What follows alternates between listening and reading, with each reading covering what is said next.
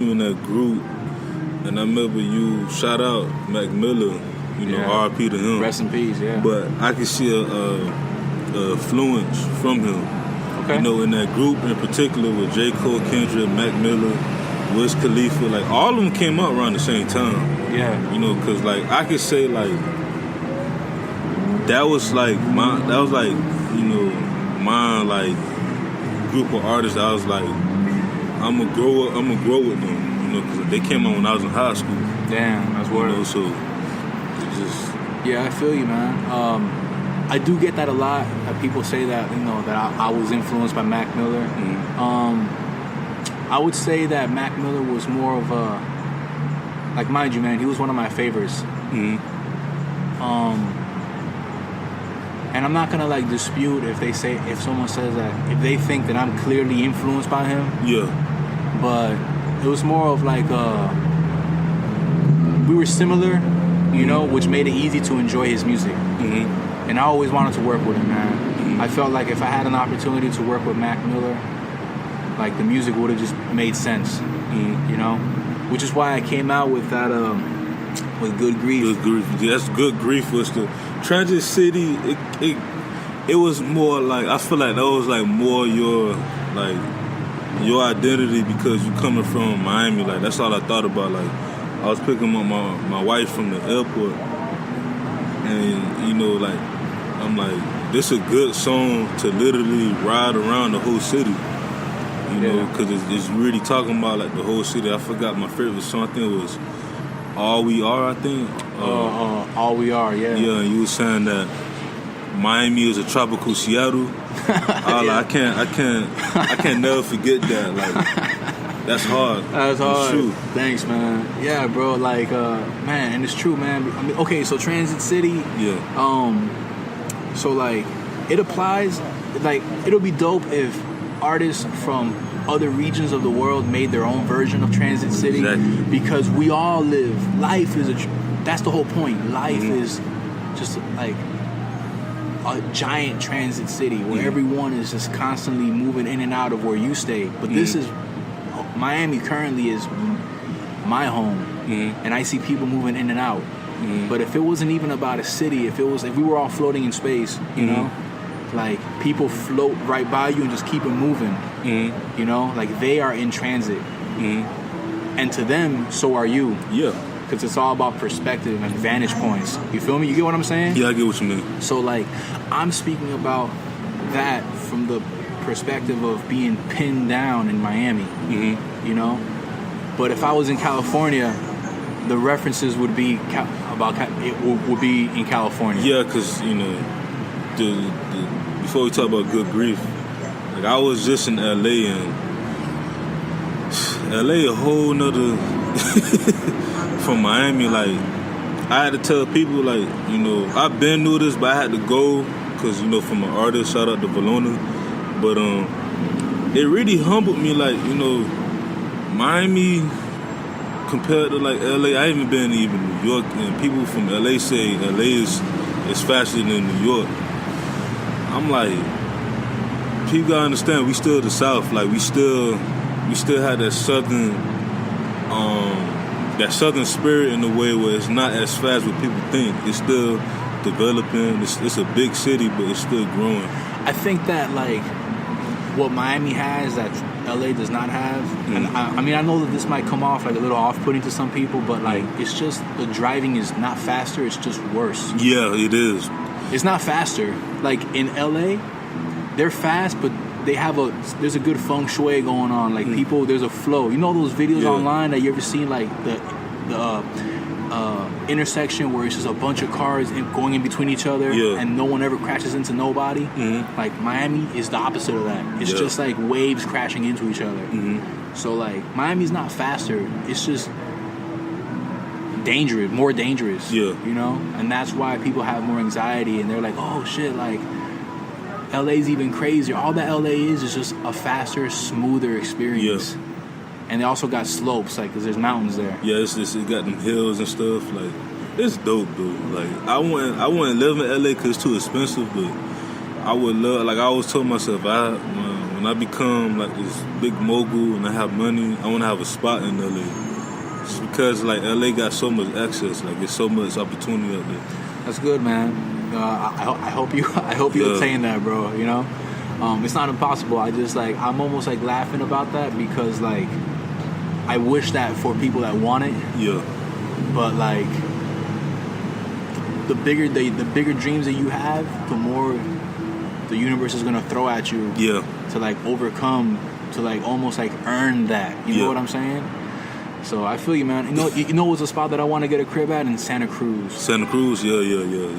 Have you ever been there? I only been to that was my first time in California. Cause I asked him, I was like, how far is like Oakland? And they was like, that shit like 9 hours. I'm like, Oakland from LA? Yeah, it's about a good. I would say that. I think they say 6 to 8 hours depending on traffic. No, it's definitely more than 6. It's okay. So one time I drove from Santa Cruz to LA, and that was like a 6-hour drive. And Santa Cruz is like an hour and a half south of San Francisco. Yeah. And San Francisco is across the bay from Oakland. Yeah, and then like I met these artists. They was from Sacramento. They said it's like 13-hour drive. You know, Sacramento is more inland. Yeah, it's inland and it's northern California. Like it actually snow up there. Yeah. So I was just like, I love California, man. I do too. I love the fact that the weather is like year round. It's like it's get cold at night. Like it gets cold at night, and then in the middle of the day when the sun's beaming down on you, it feels like kind of like how it does now. Yeah. Right now, like it's not hot. It's not cold. It's just like nice. You know what I'm saying? So Good Grief. We were just talking about the I guess like the story behind that one. Yeah, Good Grief. So this is the thing, man. Like I'm always recording music, and so I'm always gonna have songs ready to be released in the vault. But I don't release random records. Like to me, I like to patch together a body of work that like just makes sense for whatever the theme of the project is. You know, like you know who I got that from? There was this one interview by Common, and Common was. They were asking him about his album, not B, that was produced by Kanye West. The other one, Finding Forever. Finding Forever. Okay, so when they were asking him about that project, tell me about the making of the project. And he basically said, that he's always making songs. And then one day his team hit him up like, yo, we got an album. You get me? Yeah, so they pretty much choose the song. Yes, they pieced it together. Yeah. Out of his vault of like quality songs, you get me? So when Mac Miller passed away, out of those 5 songs on Good Grief, I already had 3 of them. I had Spinning Slow, I had Innies, and I had Maybe. Right? And then so Mac Miller passed away, right? And like, man, that hit me super hard, man. He passed away on my wedding day. Damn, I'm sorry to hear that. Yeah, congrats. It was like congrats, but then like when we was driving, my best friend and my homeboy, they were like, bro, Mac Miller died. I was like, what? Yeah, man, that hit me super hard, man. Like it hit a lot of us hard, right? Yeah, a lot of it, cause I kind of like when it came to Mac Miller, I always tell people, I'm gonna be real, like I was kind of late to the party with Mac Miller. Mac Miller, like Wiz Khalifa, I was listening to him in high school. Mac Miller, I was listening to him like my junior year in college. Okay. So like, Mac Miller is really like raw. Like I heard like songs when he was featured on like little singles. Like I remember the show he had. Yeah. But when I actually like listened to like his albums and stuff, like he's dope, man. He a Capricorn. I'm a Capricorn too, so I'm like I can relate. You know what I'm saying? Yeah, Capricorn. What's up, man? What's your birthday? January 12th. Oh, mine's the 7th, man. Oh, okay. It's coming up. Yeah, man. Yeah, man. Like the thing is, bro, is like so when he passed away, so like I said earlier, my music is autobiographical, and I try to be as transparent as I could, which is like it's like the opposite of what everyone else is, where everyone tries to they Instagram their careers, they only show the best parts, you know. They don't show like the bad parts and stuff. They don't show the not as great parts, not as flattering parts. So like right now I'm on probation, you know, which is a whole other story, but it's part of the story, you know. And part of your probation, if I wasn't on probation right now, I would not be in Miami. I would be in my car somewhere, making it happen in rap. you know. But part of your probation is that you have to have a address and a job so that they know where you are, you know. So right now, the job that I have is I work at a front desk at a hotel. Okay. Right? I'm like the night manager there. And I also live at the hotel. I'm like the groundskeeper. Okay, so you be able to like actually live at the hotel and stuff like I have a room at the hotel. Yeah. I pay rent there and I work there. You dig?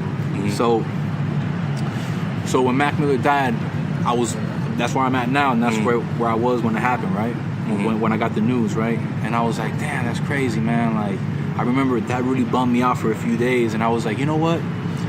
Like, one of the things that I've been doing, it's like my life list, is I wanted to stock up on like dope sneakers, right? So I got a homie of mine, Mowgli, yeah, he's an MC from Miami. Like, Mowgli, I think I heard of him before. Yeah, he's an elusive person. I gotta listen to him. I gotta listen to him. So like Mowgli, right? Like he's been selling a bunch of Jordans, and I've always wanted to get Jordans. You know, I only had my first pair was the 10.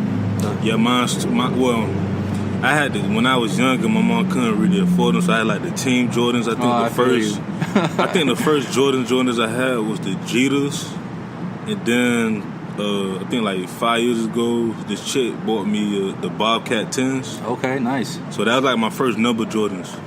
Yeah, it feels good to have like one of those like number Jordans, right? Yeah. All right, so my man Mowgli was like flipping like old pairs of Jordans that I wanted to use like the brand Rejuvenator to like bring them back to life. So I went over to him and I'm like, yo, you know, like I want to buy, you know, some pairs. I came up on like the 3s, the 4s, the 13s, whatever, right? And like part of the things that he gave me, he's like, you know what, man, here, take these two.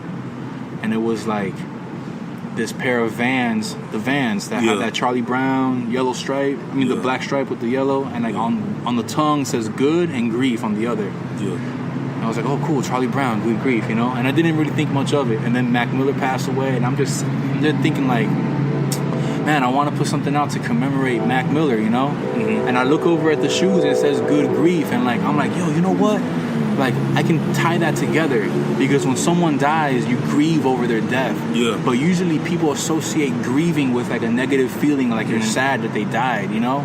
But I'm like, man, what if you can be happy that they existed, you know? And like, maybe I can put out some music, whoever cares enough to hear what I have, and maybe my music will kind of make them not feel as bad about it.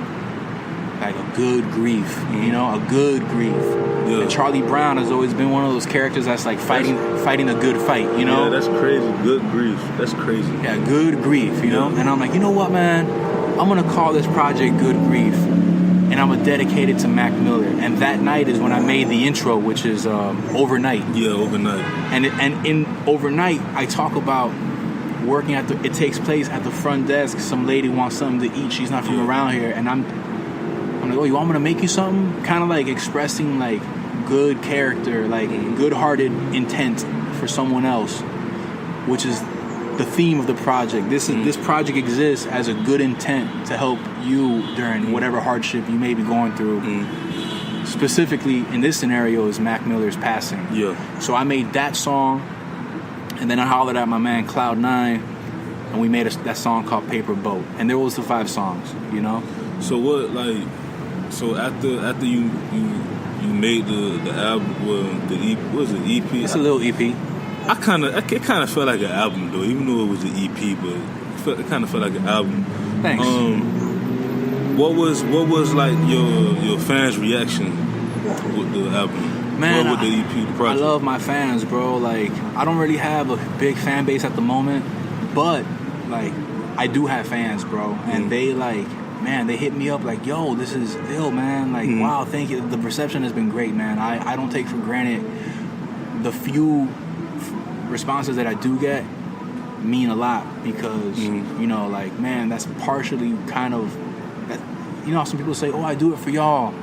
I feel like that's a little, not all the way 100. Yeah, it's like you reaching. Yeah, it's like artists, man, like, I do music for me, hoping it also applies to you. And then at that point, it applying to you, like, makes it all